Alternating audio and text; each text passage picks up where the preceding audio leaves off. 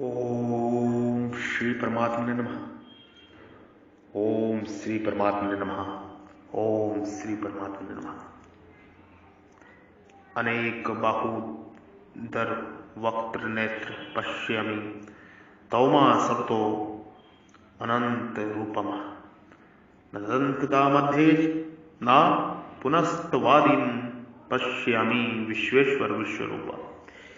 हे विष्णु, हे विश्वेश्वर, आपको मैं अनेक हाथों, पेटों, मुखों और नेत्रों वाला तथा सब ओर से अनंत रूपों वाला देख रहा हूं। मैं आपके ना आदि को, ना मध्य को और ना अंत को ही देख रहा हूं। भगवान और जीव के बीच संवाद हो रहा है। भगवान और जीव आपस में बात कर रहे हैं। भगवान जीव को उपदेश दे रहे हैं। जीव ने भगवान के शरीर में समस्त विश्व रूप देखा। रोम रोम प्रति लगे कोटि कोटि ब्रह्मांड, रोम रोम प्रति लागे कोटि कोटि ब्रह्मांड। आपके एक एक रोम छिद्रों में ऐसा अगणित ब्रह्मांड उसी प्रकार उड़ते पड़ते रहते हैं जिस प्रकार झरोखों की जाली में आने वाली सूर्य की किरणें रज के छोटे छोटे परमाणु उड़ते हुए दिखाई देते हैं। जीव परमात्मा से कह रहा है, हे परमेश्वर, हे परमात्मा, हे प्रभु, आपके एक एक रोम छिद्र में ऐसे अगणित ब्रह्मांड उसी प्रकार उड़ते पड़ते रहते हैं जिस प्रकार झरोखे की जाली में आने वाली सूर्य की किरणों में रज के छोटे छोटे परमाणु उड़ते हुए दिखाई देते हैं।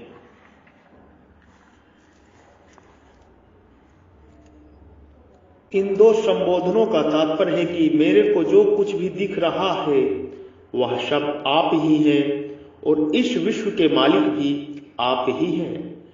सांसारिक मनुष्यों के शरीर तो जड़ होते हैं और उनमें शरीर चेतना होता है, उनमें शरीरी चेतना होता है, परंतु आपके विराट रूप में शरीर और शरीरी ये दो विभाग नहीं हैं। विराट रूप में शरीर और शरीरी रूप से एक आप ही हैं। इसलिए विराट रूप में सब कुछ चिन्मय ही चिन्मय है, सब कुछ चिन्मय ही चिन्मय है। तात्पर्य हुआ कि जीव विश्व रूप संबोधन देकर यह कह रहे हैं कि आप ही शरीर हैं और विश्वेश्वर संबोधन देकर यह कह रहे हैं कि आप ही शरीर के मालिक हैं।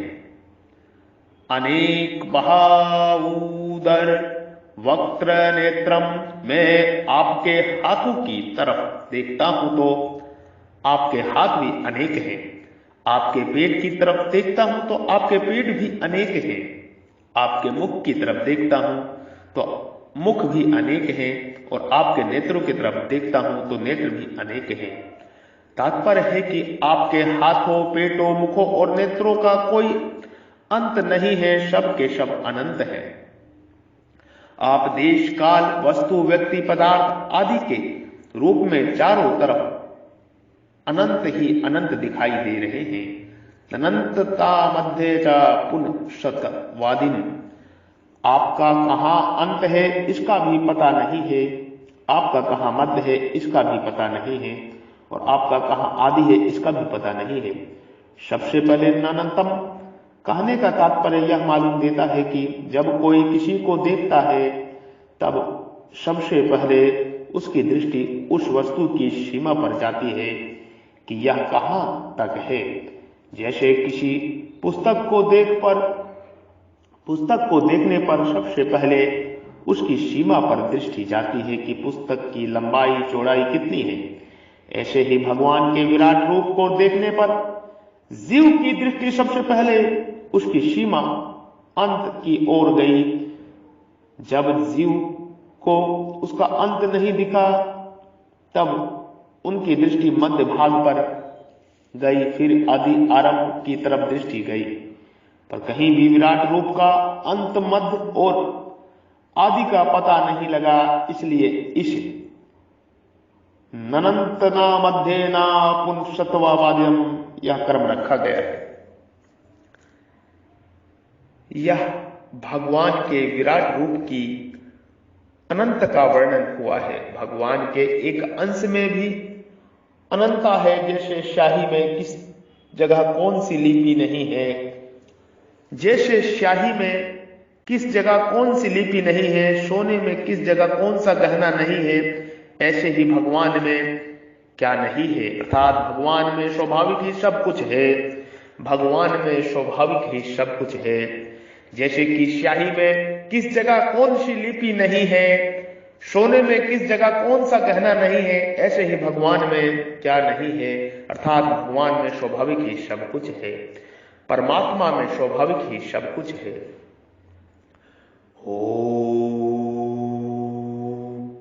ये ब्रह्म ज्ञान है, ये महान ज्ञान है, ये मोक्ष मुक्ति का ज्ञान है, ये स्वयं के स्वरूप में स्वयं का दर्शन का ज्ञान है, ये आत्म साक्षात का ज्ञान है, ये कुंडलानी शक्ति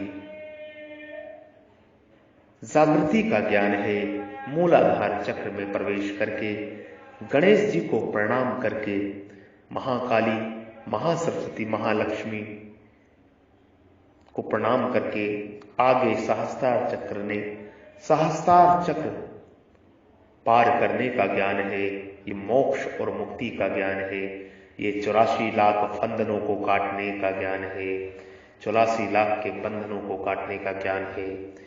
ये ब्रह्म ज्ञान है, ये महान ज्ञान है, मोक्ष मुक्ति का ज्ञान है, स्वयं के स्वरूप में स्वयं का दर्शन।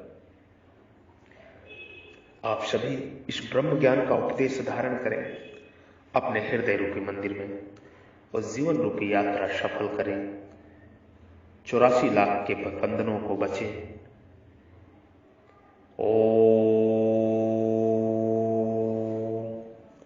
लक्ष्य एक ही होना चाहिए, गाय गंगा ज्ञात्री, जल जंगल और जमीन इस धरा के मूल प्राण तत्व हैं।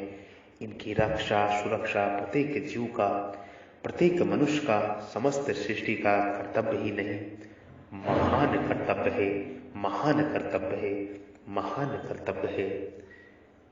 प्रकृति जीव परमात्मा की सेवा ही लक्ष्य रखिए, तभी मोक्ष मुक्ति संभव है। यही परमात्मा की सच्ची सेवा है। ये सत का ज्ञान है, ये ओम तत् सत का ज्ञान है, ये ब्रह्म ज्ञान है, ये श्वासों का ज्ञान है।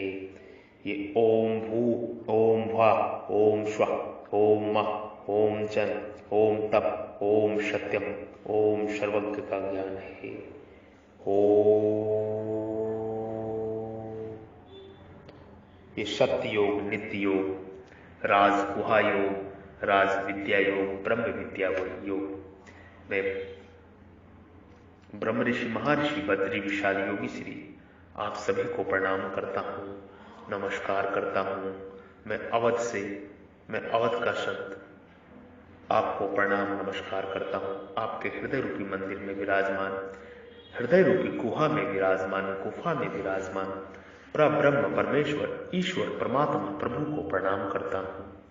कृपा मेरा प्रणाम नमस्कार स्वीकार करें।